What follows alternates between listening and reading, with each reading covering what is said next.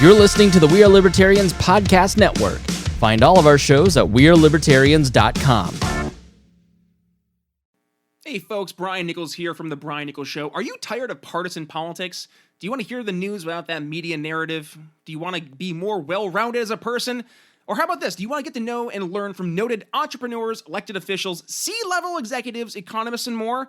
Well, how about this? Look no further. Welcome to The Brian Nichols Show. Again, I'm your host, Brian Nichols. Go ahead and learn more at briannicholsshow.com. Okay, so hear me out. You like getting cash back for the normal stuff you buy throughout your week, right? Of course you do.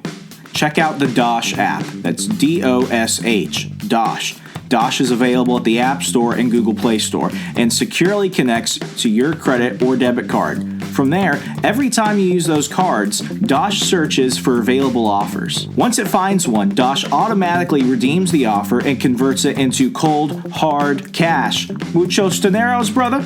Then deposits that directly into your Dosh wallet. Click the link to download and join Dosh today and get $5 just for joining. This link is exclusively in the show notes of this episode. So, show notes, special link, Dosh, $5 cash. Start on the path to quick and easy cash back on the things you love today. Hey everybody, check out the Break the Bell podcast, where we believe your voice is your most powerful weapon. We're a weekly dose of our take on what's going on in the world, mixed with a side of history. Find us wherever podcasts are found or on social media handle at Break the Bell Pod. And most importantly, never stop talking.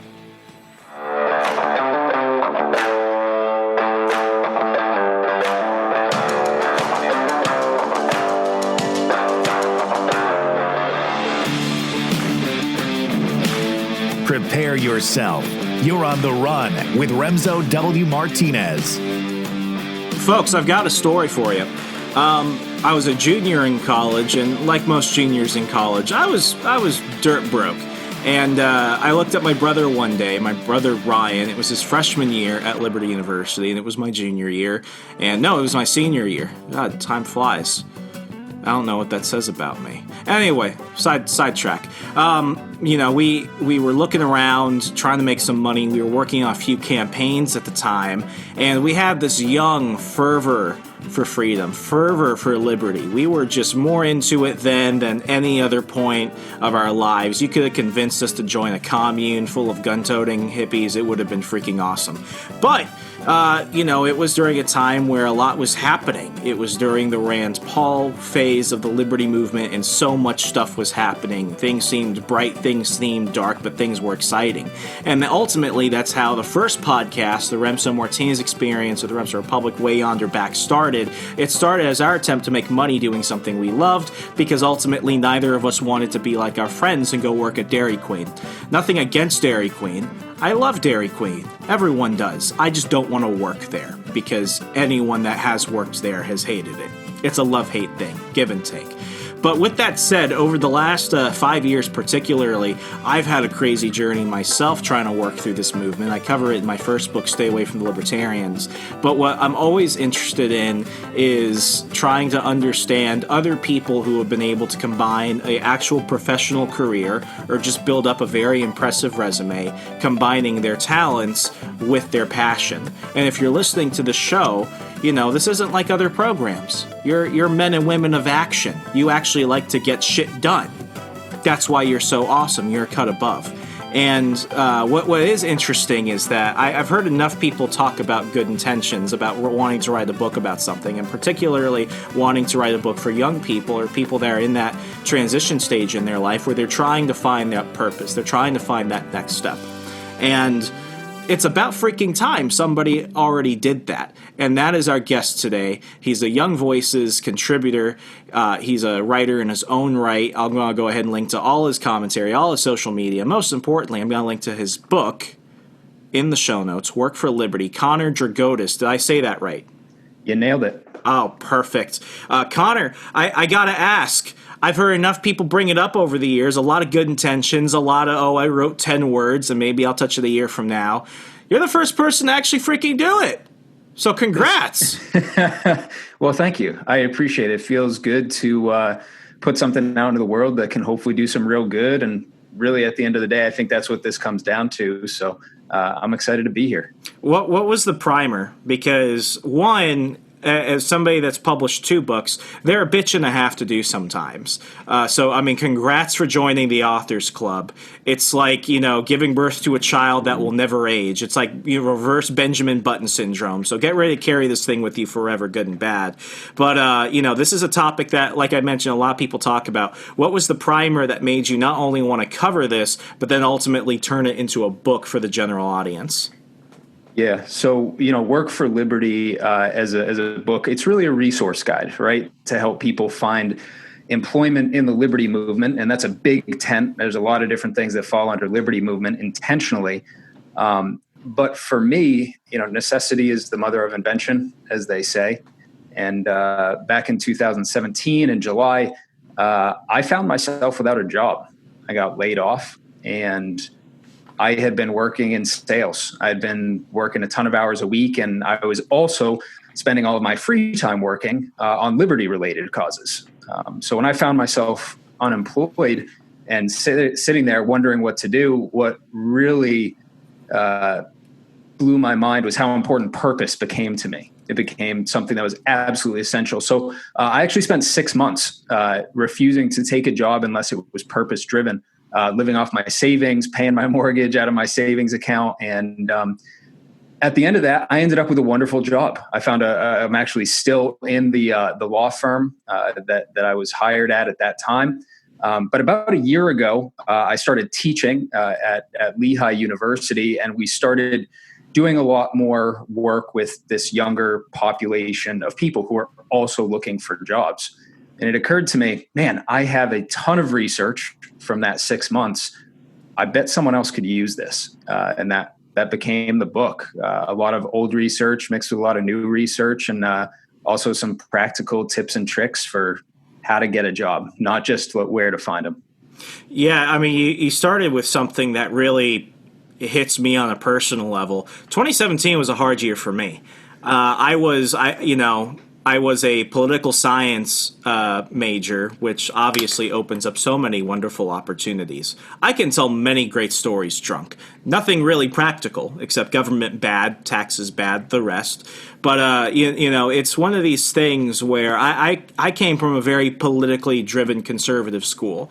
And you had a lot of people that really fell into 2 camps, especially in the Helm School of Government where I graduated from. You had people that graduated with their poli-sci degree and went in a completely different industry. They completely dropped it, got a completely different job in something else. And then you had people that went and started careers, but usually just from the outset of it, it's like even though they were starting from where we were told as millennials is a good place to start, having finished your bachelor's degree, done well in school, etc., it's almost like they had to start from, let's say, somebody with no general knowledge or experience. They were working not just temporary staffer jobs on the Hill, but they were working very low-paying internships. And what was always the scam was the experience internships. Now, I personally believe that if you're going to go into an arrangement with somebody, you have the right to do it and not get paid. I don't ever want to sound like I'm saying that's not an option. I've done that, and I've gained a lot of experience from that. But I also try and tell people to avoid that, because if you're walking out of college with a bunch of debt and you're trying to find a purpose-driven job, you might jump for the first one that sounds good, but it's always good to have something on the side. So what do you think is the biggest challenge for people that, or let's say our students that were in the position that we were, who are trying to find that next stage in their life, but it comes to that big problem, which is, do I find something to find work just to make sure I can keep myself afloat, or do I try and take that big chance while I'm young and while I'm invested in the grand scheme of it? Yeah, the biggest thing that I would recommend for people who are currently in college or even high school and trying to think about what their path looks like is to spend a lot of time actually considering what it means to have purpose.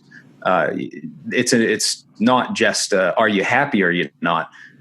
It really comes down to a concept that I've used before, which is called ikigai. It's a Japanese phrase that means a reason for being, and it lays out in the form of a Venn diagram the argument that really your purpose is comprised of 4 different things: what you love, what you're good at, what you can be paid for, and also what the world needs. Now, I'd argue that the world needs a little bit more liberty right now. And that's kind of why this is such a big push for me, is people who are engaged in the liberty movement generally, once they're in, it's because they're committed and they found that purpose. But there are so many people out there who agree, who could be making money. And they simply haven't taken the time to realize, holy cow, I can get paid to do what I love. And I think it's an American tragedy that there are a lot of people out there living in that world.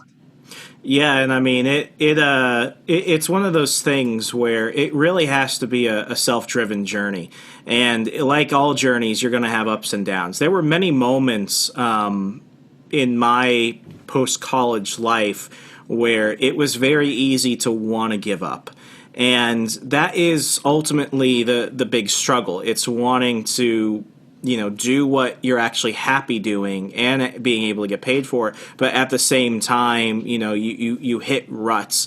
What were some of the challenges that you had as you were looking for work, as you were trying to find those things? Because I think for a lot of folks, it's that they have a sense of direction, but they don't necessarily have a map showing them, okay, maybe I need to check out here, check out there. It's like they kind of just go out into the world and they're like, well, shoot, I don't know where I'm going right now.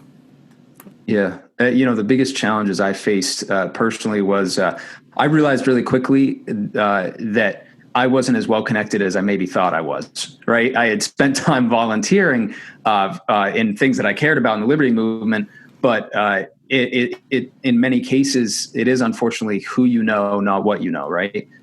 It's relationships. That's how we build tribes. That's how we build great companies. That's how we develop friendships is we have an in-group and an out-group. So that's a big challenge. If you don't feel like that you know someone who can hook you up with a job, or someone who can make an introduction at the right time, you can feel like you're really floating. And that's definitely something I try to address in the book, is in terms of talking about how to network and being a giver. Not just a transactional person, right? You don't want to be the guy running around handing out 50 business cards and making no friends. There's a big difference there. And the other thing is, a lot of these job boards that I found over the course of 6 months were pretty well hidden. I had a general idea of where I wanted to be, and I spent a tremendous amount of time trying to track these links down because they're always buried in the footer, or they're not on the first page of Google. Believe it or not, if you type in Liberty jobs, if you type in libertarian jobs, you're probably going to get my book because it's pretty hard to find any other resource God bless out there SEO. that does it. Exactly, right? Yeah, I got a good SEO guide. That's part of the book launch, trying to make sure that we can get found. But yeah, no, those two things are huge obstacles to overcome, and there are ways to get over them, though. So for let's just say, what type of people do you really want to get your book in front of? Is there a certain type of individual who you think is either prepared for this, or is it more of a just, read this so you can get an understanding as to whether you want to take that next step? One thing that I do, and this was a pandemic side hustle of mine, was I did author consulting primarily for self-published authors. And what I find, and I mean, the metric usually has not changed in 7 months, for every 3 authors I talk to and I actually walk them through the process, maybe one will actually follow through with it, and the 2 others will just drop it because they finally see the work. Who would you say that your book is really targeted towards? The person that's thinking, or the person that's actually ready to do something? I think I'm pretty optimistic that this book can at least put some tools in the tool belt for everyone. So I'd certainly recommend that people have it in their hands earlier. And that's not just a sales pitch. That's just because you as a human being will benefit from networking tips and how to do a resume. But really the people who will get the most out of this are going to be the people who are ready to go. Maybe the folks who have been sitting on the edge of their job saying, man, I'm not happy here. I wish I was doing something else. The folks who are thinking, I'm spending my free time caring about liberty, but I'm not doing it in my 9 to 5. This book can put 100 tools in your hand in 5 minutes, just to say, not only here's how to present yourself, but then here's where to go and pursue that job. As you were putting everything together and researching this, what were some of the things that may have seemed new to you, or things that you discovered while writing it that you're like, well, shoot, I didn't intend to put this here, but I wish I had known this back then. Well, the biggest surprise in writing this book truly was how many organizations have privacy policies on their website. So before I provide their name or anything, I need to reach out to their legal department.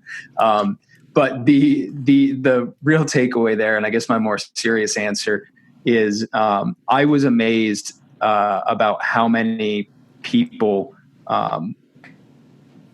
were struggling. As I reached out to people to interview them and learn about, hey, what kind of tools would be really helpful for you? Should I include these type of organizations, or should I include this interview strategy? A lot of folks said, can I get a PDF of this when it's in its draft stage, or can I make sure that I get an email about this when it comes out? Because people are struggling, and I'm a big believer that the liberty movement is a movement that should lift each other up. And that's something that I think is so important. People are struggling. Let's help. Can you share some of the stories of the folks that you interviewed? I'm interested about that. Yeah. I've distilled so much out, and a lot of the interviews were, I didn't include transcripts or anything in the book. These were more just my own research tools.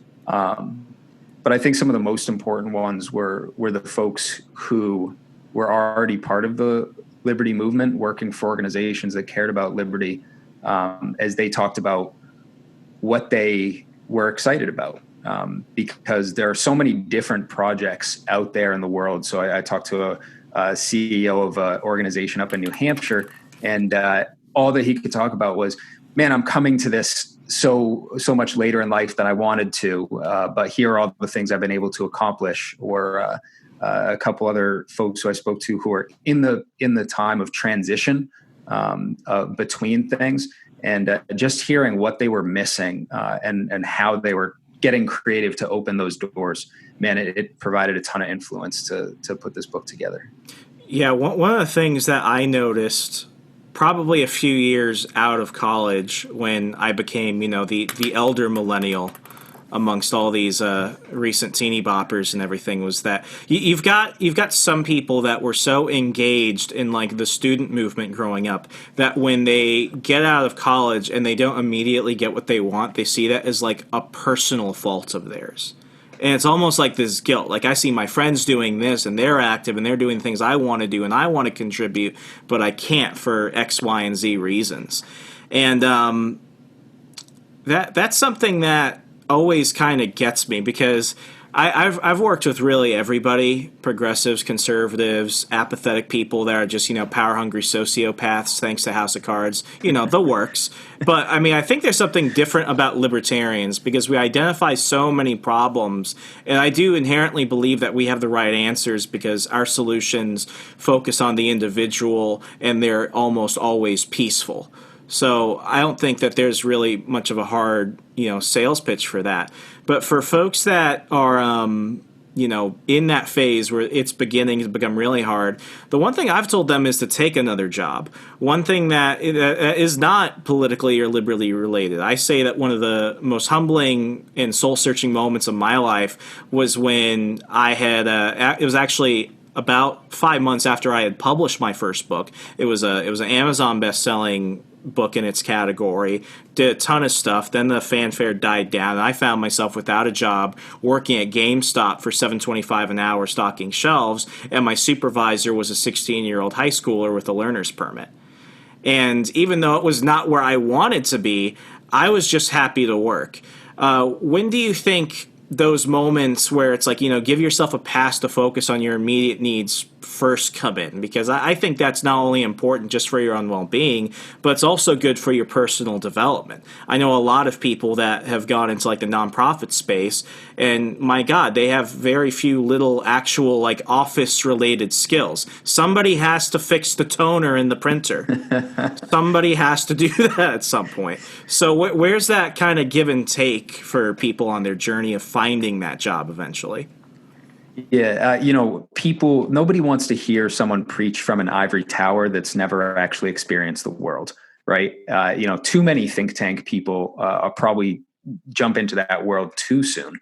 I can tell you some of the most important learnings from managerial skills to running a business happened long before I was working for a nonprofit law firm, right? Working in logistics for Target Corporation, working in outside sales, doing 200 cold calls a week. I mean, those are the stories that I use now to illustrate why my work is so important and, why we help the people that we help. But, they're still foundational elsewhere. So I'd encourage everyone to, put their mental health first. If you're staying up all night, agonizing over your purpose, you're forgetting a really important part of your life, which is you got to walk around with a smile on your face because, this is the shot you get. You really, it would be a shame to waste it. As people keep pushing, though, purpose is important, and finding that. Go easy. Look for friends. One of the things that we've done with this book that I'd love to be able to share with your audience, if it's okay. Yeah, go ahead, do it. It's not just a book. Is we actually are building a community of people who want to help each other find jobs in working for liberty or advance the liberty movement. We built a Discord in the last 2 days. We have 30 people in there posting jobs, posting resources, and we've already hooked 2 people up with potential internship opportunities. Wow. So, if you're feeling like you're not where you need to be, come talk to some real people who have maybe sat where you've been or could help you out or talk you down. And, that's what we're there for, is to bring people together and build a community that matters. It's amazing that you're doing that. And folks, I'm going to make it easy for you. I'm going to include everything in the show notes today. So if this is something that is really getting you excited, I want to be able to help connect you with Connor and the others for this. This is something that, I certainly wish was around for myself. And I mean, when you mention community, what libertarians need to understand, and I'm talking about people that actually take action in their lives, not just keyboard warriors, there's only so few of us, and we have more in common than we do that separates us. And I'd be lying if I said that I didn't get some amazing opportunities because I had the right connection of something. I joke about this quite often, but right before I had basically thought that I was going to quit journalism, quit everything and just try and focus on paying my bills and stuff, I was selling makeup to strippers in D.C. and Baltimore. You want to talk about learning how to negotiate with Bubbles when she's trying to get a whole bunch of eyeliner cases and everything because she sweats on stage a lot. That teaches you a lot about yourself. And I had quit that job because the hours were terrible, the pay was worse, and my safety was on the line. But after a few weeks of allowing myself to take a break, I got a call from Cliff Maloney from Young Americans for Liberty, and ultimately that call led to my job at the Washington Times. And that was an amazing job for the year and some months I was there. It has completely changed my life, and ultimately, if I wasn't there, I wouldn't be where I'm at with my day job at Parler. But the one thing that I realized with that job is that it could have been anyone, but it was me. There was a little bit of guilt in that because I'm doing very well, but I'm seeing very other capable people who were struggling in their own right. So something that I tried to do, and I did this with Young Voices, was I immediately made it my goal to give back to the movement. And that's what started the Young Voices column at the Washington Times, which you have had some amazing pieces at. I remember that when I was there. I think I mailed you a copy of the paper. Did I do that? You did. It's actually about a foot and a half away from me right now on top of my safe. Yeah. Seriously? That's oh great. My God. That's always. It's very important. I can't tell you how much I appreciate that. And yeah, I mean, you're absolutely right. The people who give and the people who are genuine about it. I mean, I think in my own life, right, at some point, I probably as a younger man, I looked at libertarianism a little differently and individualism. And, maybe I think I was a bulldog coming out of college as a manager and as an employee. And what I've really come to realize over the last decade is the more that I genuinely give and help connect people that want to do great things together, the more it comes back to help me in the end. It's so important. Yeah, I mean, it's compounding. That's the thing. Like it's compounding, and I've had the opportunity to help a lot of people, and a lot of people have helped me. I mean, I want to say I'm a self-starter. I did everything by myself, but I would be wrong if I said it wasn't the kindness of others that also led to a lot of those things happening. It's still in my everyday life, whether it's liberty related or something else. I think that's something that we often forget, especially when we're in a state of desperation where it's like, I just have to find work. But with that said, what do you think the liberty movement now is kind of lacking in a way? I think we've gotten better about stuff. I think we've gotten better when it comes to networking, when it comes to providing opportunities. But there are always, kind of those blind spots. Where are some of the stuff that you've noticed? Yeah. I want to circle back to one thing you just said real quick before we go to that, is that what you just said about the importance of helping other people and connecting with that. I always get a crack out of when I talk to folks who say, well, aren't you an individualist? Don't you care about individual freedom? And it's always so rewarding to be able to shoot back and say the importance of voluntary association is everything. I mean, that doesn't, just because you care about individuals doesn't mean that you don't want to create amazing friendships, create amazing businesses. That's what makes us so much stronger. And the reason I wanted to say that is because in terms of what's wrong with the liberty movement right now, what's missing, it's coalitions. It's people being willing to take that step and, lead with an olive branch instead of a sword. I've seen this both in politics, of course, that's rampant. It's everywhere. It's happening. But even in organizations across the country, large organizations, multi-million-dollar nonprofits, where I've seen, leaders of those organizations get in silly arguments or disagreements over policy or about something that's not even related to the job. And it prevents those organizations from building amazing things together. It just doesn't make sense. And if we can change one thing, I'd love to be a part of that solution. I've got a story for you, and this is just one of the big ones that comes to my head. This is all public. No, if anyone gets offended or thinks it's anything scandalous, it's not. But like when I was at the Times, a majority of my role was in the commentary section, but a lot of what I had to do was try and just build brand awareness, and it was trying to come up with things that could connect other organizations together. And as you know, as anyone who's been in this for more than 5 minutes knows, there are always people that allow egos to get in the way, that allow little gripes and friction to get in the way, and little things can make big problems for people. But one of the things that was one of my big challenges up front was trying to let people know that I had their back, irregardless as to who else I was working with. One organization that is somewhat polarizing amongst libertarians specifically is Turning Point USA. I can tell people, and I tell people now, I had to develop a relationship with Turning Point USA from scratch. I had a good relationship with the Times, and I have a good relationship with them now. Nothing has to change. And the same goes for, let's say, members of Students for Liberty. Often there was that rivalry. I remember I was a SFL campus coordinator. I get it. But I had to do things with them and Young Americans for Liberty and College Republicans and all this other stuff. And they would see me coordinating and they think, well, whose side is he on? And the big thing I had to emphasize is like, I'm on everyone's team. When you got something to work on and you need some support, come to me and we'll make it work. If my working arrangements with people make you uncomfortable, it's not going to be because it's a me issue. And I think we need to make that clear. So just because I work with one person does not mean I'm shutting the door elsewhere. I wish I could say that's how other people were. There are organizations who still will not work with me today because of association of others. They have the right to do that. But because of that, I can see from a bird's eye view that they are missing more than they will have ever lost by completely closing off some conversations. You're absolutely right. This is so funny. I was just talking to a friend of mine.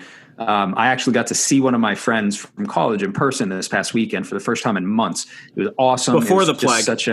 It was this incredible moment of like, hey, wait a second. We could both get to a location where, we don't need to wear masks while we hang out and enjoy the start of fall. His girlfriend works for ESPN and works for, which is in the Disney family. of companies. And it was incredible. She was talking about her job where she works on synergies. So she brings together, during the NFL, they're advertising for a Marvel movie and a crossover with a National Geographic platform and, mixing all these things. And the way you just described it is so perfect because we need something like that in the liberty movement. We need an organization or a group of people or just a culture that's willing to say, hey, my Disney could go really great with your SPN if we connected the two, instead of saying, man, you do kids movies and we do sports. Let's treat these as two different worlds. Disney and ESPN are raking in cash because they're working and they're integrating their companies to make a better Disneyland is suffering, but Disney Plus is taking everyone's money. So much Disney. Everyone loves Baby Yoda. Be just fine. Yeah, there's so much money out there. Everyone's going to be just fine to get back on the rides when this is all over. But it's just going to be important for our culture to do this. Otherwise, you see the way that the left organizes. You see the way that the right organizes. Liberty as a concept is independent of party.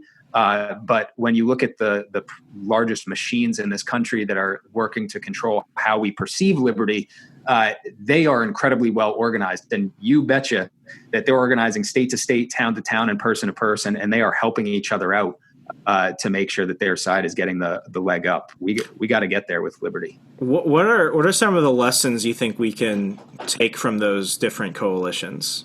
Because as much as I want to talk shit about the left and liberal tiers and all that shit, they know how to fundraise.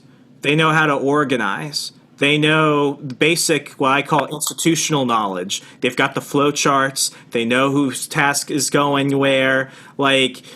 They've got it down. And it's not just an opinion. It's a fact that whenever they need to move, they know how to rapidly mobilize like it's a freaking D-Day invasion. It's absolutely true. They are fantastic. If you look at the companies that came out of the Obama campaign, there were 11 data companies that were born out of that campaign. I believe that number is. No shit. So, that's off the top of my head, but it's double digits and it's in there. So maybe 11 is even a conservative guess. Insane. But all of these data companies organized on so many different levels. They went to public sector unions, they went to grassroots organizations, they went to other advocacy organizations, and they gave them the tools to continue, again, what I really consider to be a marketing campaign, which is what politics has become, is just marketing. And on the right too, though, I want to give them fair credit here. I had the chance well before his recent news to speak with Brad Parscale at CPAC 2 years ago now. And that was over 400 days before the election. And he said he had 13 million volunteers. So when you talk about machines, when you talk about data, when you talk about organization, hopefully that gives you just some sense of scale of what the concept of liberty, independent of political parties, is actually up against. Significant. Yeah, with Parscale specifically, the one thing that he did in 2016 that helped Trump versus what was going on with Mitt Romney in 2012 was the ability to scale and communicate. And I think this is just this is a life skill. And I think this is something that you touch in your book through and through. It's that, while you're doing this, you're developing life skills, or you should seek to develop them. But, Parscale understood if you don't have a massive way to communicate and get people to leverage and delegate responsibility, nothing is going to get done. And with the Romney campaign, that was an issue that they constantly ran into. It's that they had a lot of people, it was all chiefs and no Indians, so to speak. It's that servant leader mentality, because I think everyone we all want to be the face of the liberty movement at one point. It's just something that's inherent in all of us. We're all vain to that degree, and there's nothing wrong with that. But, sometimes you got to be the guy fixing the printer before you can be the guy on stage. And I think we need to understand that, they both play a role. You just have to understand your position in a given situation. I've been campaign manager. I've been printer guy. I've been fundraiser. I've been get the coffee dude. And it's never just been, an upwards progression. It's been a roller coaster with a stop in RoboCop's Detroit in between. Like, there were times where I'm like, am I doing the right thing or am I just screwing up? But, I mean, I think there's a lot to learn in that, this basic institutional knowledge of just how teams work. Because ultimately, the proof is in the pudding. We can see the results. Yeah. One of the things, and I appreciate you hitting on the book too there, just because there is a whole section, the entire fourth section of this book is just titled Get Educated. And in there, it's just links to, I opened it up so I have it, but classes and resources, campaign resources, local events, recommended reading, podcasts, and student organizations, just different places that you can go to connect with people, because absolutely, if you're already working in the liberty movement and you're and you want to continue working in the liberty movement, you got to keep learning.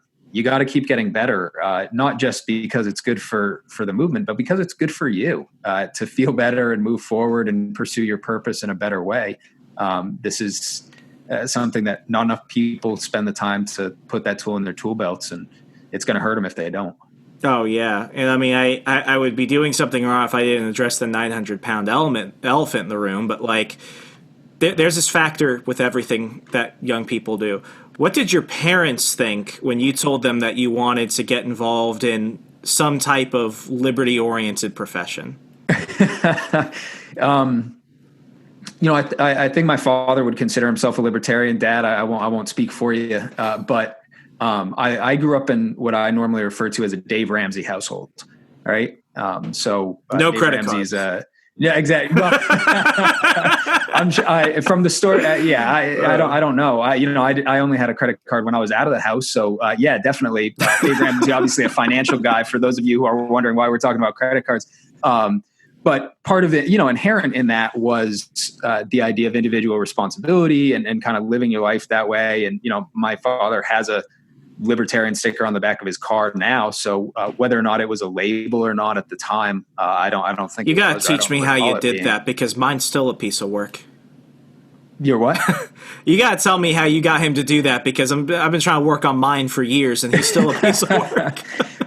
This is definitely an example where I learned from him in so many ways. And him and my mom just had such a big influence on that kind of mentality in life. So when I came around to, reading Atlas Shrugged and really, getting some of these more formal introductions to the world of liberty, I finally just had a label for a lot of the things that I already believed in. So when I said that I was not going to take another job until I found a job that had purpose, when my parents are living in Southern Maine and I'm living in Pennsylvania, and they're thinking this guy's 6.5 hours away and he doesn't have a job to pay his mortgage, I'm sure that they were worried, but I've always really appreciated their support in me and just being willing to say, hey, pursue you, and that everything's going to work out in the end. And in this case, sure, maybe I was a few dollars short for 6 months, but the payoff has been incredible. I think it's incredibly important that people hear that. I know for me, I wouldn't say the opposite. I've always had very supportive parents that were willing to allow me and my crazy ideas. It's time in the sky. But that is something that I hear from a lot of people when they're really starting to get to that crunch point where it's like, what do I do next? Because there are pressures everywhere. And, when it comes to this field, family pressure is a big thing. Because they see us do things like live in our cars and go knock doors for candidates. They see us talk about stuff that no one else is talking in the news. Sometimes it's alien. More often than not, it's part of that phase that parents allow us to do. But I've heard more often than not, a lot of relationships are strained because of that. For people out there that are having that friction with their family that no one wants, but it's there because of the circumstances. What do you suggest they do? Because the one thing I see, and it never works that well, is when they say, fuck you, Dad, I'm going to go wave Ron Paul signs, and I'll talk to you later when I abolish the Fed. One, that's stupid. Two, that's a relationship you don't want to burn, just as a person. Yeah. So what would you advise those people in that situation do? Yeah, the first thing that I'd say is if you're in that situation now where you already, cursed out your family and you headed out to go wave signs, this is a tough time in the world. And I want people to know that they're not alone. There are communities out there who just don't feel like you're getting down on yourself because you're not making $1 million working for Liberty right now, or, things are tough with your family. There's a lot of stress and strain on everyone. So first of all, I'd recommend that people find a community, and even if it can't be your family, know that there are people out there who are forming communities or are part of communities that would love to welcome you. But the second part is really demonstrating if you didn't curse out your family and you're still trying to make a that was a direct quote, by the way. That's what somebody told me with a smile, and I'm like, oh my god. See, it breaks my heart. Because I think that they're better. You can make that argument. And, I teach rhetoric in my first year business classes that I teach at the university here. And when you think about it, you got to make either an emotional, a logical, or a character appeal, right? Ethos, pathos, logos. Like, think about what's important. And, at the end of the day, I wrote this book because I think it would have been a heck of a lot easier. My parents certainly worried about me. And I definitely wished at many points that I could say, here's my blueprint for the future. Here's my plan. And maybe I wrote it 3.5 years too late to show my parents that I was headed in the right direction there. But I'd like to think that this could be a good tool and as a resource guide to help people have those conversations and show those who don't know, whether it's your parents or someone else who's being a naysayer in your life, show them, actually, no, this is what I care about. This is what I want to do. And there are hundreds of organizations and hundreds of opportunities out there where I can get paid to do something that I care about. And put your foot down when it comes to your principles. It matters. I agree. To kind of transition, I think skills is also one of those things that gets people kind of shook up. Do you address like the need and the understanding of your skills in the book at all? Yeah. When you say skills, are you talking about hard skills or soft skills? I would say both. I think a lot of people get confused with it because I will say that a lot of people think they want to do one thing, but their skills would show that they should be doing something else. Like, for example, and this is why I tell people in college is not your time to do anything other than work your ass off. And I say this about your 20s as a whole. Your 20s are not your time to sleep. Your 20s are your time to hustle like it's going out of style. But, for me, I took an internship. I thought I really wanted to just be a straight journalist my life. But what I, for a while, but like what I learned when I was actually doing it was that one, I could learn the skills, but my skills were more set towards, creative projects, collaborations. I was more digitally minded, less, go knock on doors and question people stuff. And I think sometimes what a lot of young people think is that they have to do one job to accomplish that, but what they can realize is that they probably have unique talents or skills that could still be used for the cause of liberty. It's either one, the job doesn't exist yet, or two, they haven't found a way to implement it. Yeah. Well, I guess to answer that about the skills piece of it, at least, and I'll circle back to the other bit there, is the skill set is very, very wide just in terms of what's needed. And I think that that's something that a lot of people don't realize when they say, oh, there's a think tank out there. I bet they're just hiring policy wonks, right? No, you got to have operations people. I would say that's the general assumption. Yeah. That's what you think, because those are the public facing people. But these think tanks and these organizations, they need entry level admin people. They need someone to do the coffee jobs. They need people to work in communications, people to work in operations, people to work in communications. All of these different places where there are a variety of different skill sets. So it's not just being a policy wonk that you should think about. The other piece there is in the book, we don't really address the hard skills or the soft skills too much. Soft skills, definitely in terms of networking and being a giver instead of being transactional. But the real place to get that kind of training and that kind of education is going to be in our Discord community. We have a whole channel that's just set aside for PDFs from different trainings that people have gone to, hey, how to start a website, how to ace an interview, and also just real live people who you can ask if you have a problem or if you want to learn something. Put it out there into the world, and as this community continues to grow, there should be people in there who can answer. And if there aren't, I'll go out and find them and ask them to join the group and help you out. Oh, well, Connor, you're doing the Lord's work, and we've covered a lot of information with this. And the one thing I want to tell people is just buy the damn book. Don't ask me. Don't tweet him. Just get the damn book. It's something that I wish that I had when I was younger, because, I mean, it's scary learning these things yourself.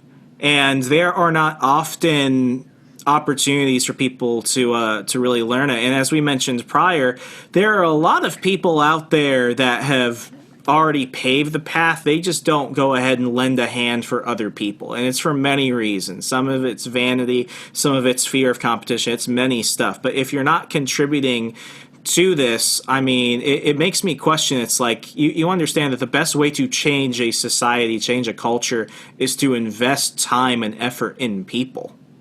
And I think that for many professions, not just a single movement, but for many professions, just as a life skill, that is something that I don't know if it's necessarily lacking now, or maybe I'm just at a point in my life where I realize it. But that's, it really gets you nowhere. So true. It's absolutely true. I really appreciate you saying that. And like I said before, the Liberty movement is a movement that should lift each other up and lift all people up. And that's just I think it's an empowering mentality in a way that, a lot of people don't realize until they try it and they realize all the good that can be gained there. Perfect. So, Connor, I think this is a good place to wrap up. I'm going to go ahead and link to everything in the show notes to make it easy for you folks. But if anyone wants to connect with you, get the book, learn more, join your Discord community, how could they do so? Yeah, the easiest way to find me is at ConnorDrigotas.com. Check the show notes for that spelling. And also at CDDrigotas on all social media.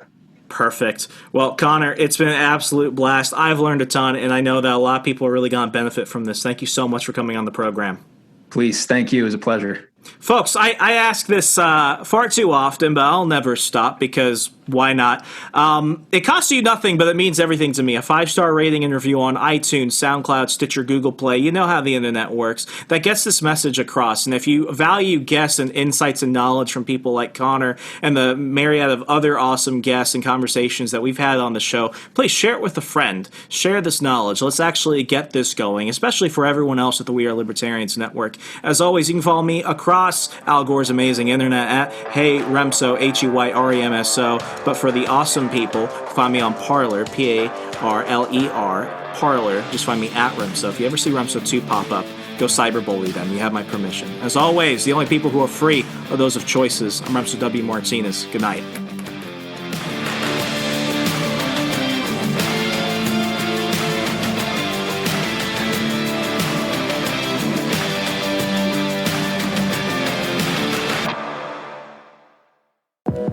Check out our other shows and more from the We Are Libertarians Network at wearelibertarians.com.